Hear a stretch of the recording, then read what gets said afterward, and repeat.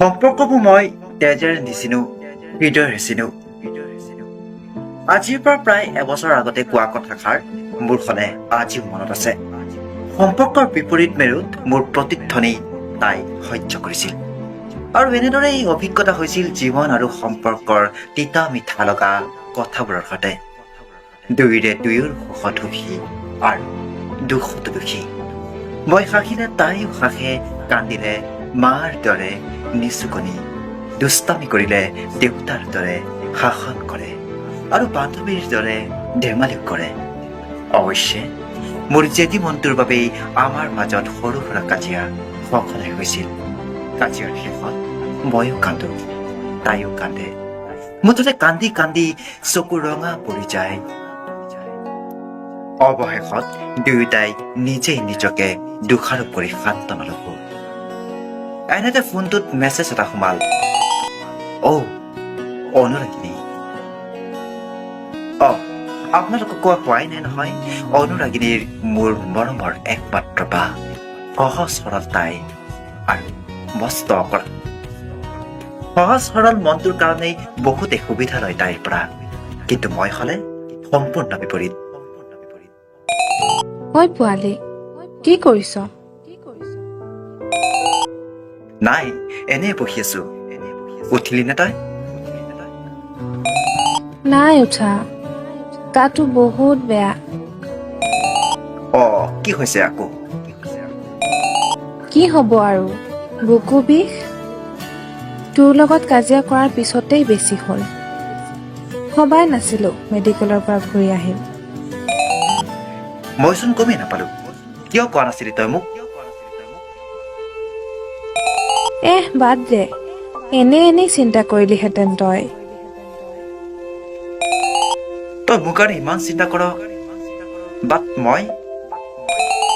একো নাই, হ'ব দে। ভালে থাক সদায় মোৰ পোৱালিটো।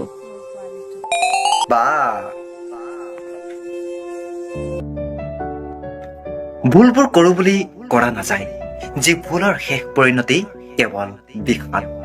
তথাপি মৰমবোৰ একেই থাকে, কাৰণ তাই মোক তেজৰ জোখেৰে নহয়, হৃদয়ৰ জোখেৰে আপোন কৰিছিল। কিয় নাজানো, মোৰ এই সন্দেহবাদী মনটোৱে তাইৰ বুকুত বাৰে বাৰে আঘাত হানিছিল। তাই কিন্তু এবাৰলৈ পোৱা নাছিল সেই আঘাতৰ গভীৰতা কিমান। খং, অভিমান, আশা, এইবোৰ আচলতে নিজৰ মানুহবোৰৰ ওপৰতহে কৰা যায়, যিবোৰ অত্যাধিক হৈ গলেই মই হৈ পৰো পাগল অথবা নষ্ট ল'ৰা। নিচাকৈ সৰু সৰু কথাৰ পৰাই একোটা ডাঙৰ ইছ্যু আৰম্ভ হয়, আৰু মোৰ এই অজুহাত বিচাৰি ফুৰা দুৰ্বল মনটোৱে বাৰে বাৰে তাইৰ স্বাভিমানত আঘাত হানে। এই যে দিনটো অনলাইন আছো, ফোন এটাও কৰা নাই, মেছেজ এটাও নাই, মইতো নাজানো কিহত বা ব্যস্ত তাই। এনেধৰণৰ অৰ্থহীন ভাৱনাবোৰে জ্বলাই মাৰে বুক। ভাৱ হয়, তাই বাৰু আঁতৰি গৈছে নেকি? মই বাৰু গুৰুত্বহীন হৈ পৰিছো নেকি? মনত হেজাৰটা ভাৱনাই খেলি থাকে, তেতিয়াই আৰম্ভ হয় একোখন কুৰুক্ষেত্ৰ। যদিও বা ভুলবোৰ মোৰেই আছিল, তথাপিও ইমানৰ পিছতো তাই মোক কোনোদিনেই বেয়া পাব নিশিকিলে।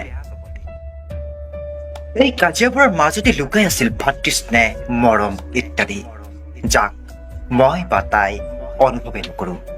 আচলতে বুজা নুবুজাৰ অংকবোৰ বৰ জটিল। এই জটিলতাবোৰৰ মাজেৰেই মই আগবাঢ়ো তাইৰ আঙুলিৰ মূৰত ধৰি জীৱনৰ সৰ্পিল পথেৰে। তাই কয়, আৰু অলপ আগবাঢ়িলেই পাবি জীৱনৰ সংজ্ঞা। সঁচাকৈয়ে আমিবোৰৰ জীৱনত একোজন কমৰেডৰ বৰ প্ৰয়োজন। তেওঁ লাগে যিয়েই নহওক, প্ৰতিটো পল মোৰ ভাল লগা বেয়া লগাবোৰ তাই বুজে, মোৰ দুষ্টালিবোৰৰ হজম কৰে, অথবা এই নষ্ট ল'ৰাটোক জীৱন দৰ্শনৰ দিশ দেখাই লৈ যায় আউসীৰ পৰা জোনাকলৈ। কোনে কয় তেজৰ সম্পৰ্কই সকলো? কথা, আমিচোন কুমেৰু আৰু সুমেৰুৰ পৰাই এক মধ্যবিন্দুত অৱস্থিত। এনেকৈ সাক্ষীবোৰ সাক্ষী হৈ থাকক, দুখবোৰ জ্বলি পুৰি মৰক, সুখবোৰ ভাসি থাকক কুমেৰুৰ পৰা সুমেৰুলৈ। কথা, দাদু মনি বৰা।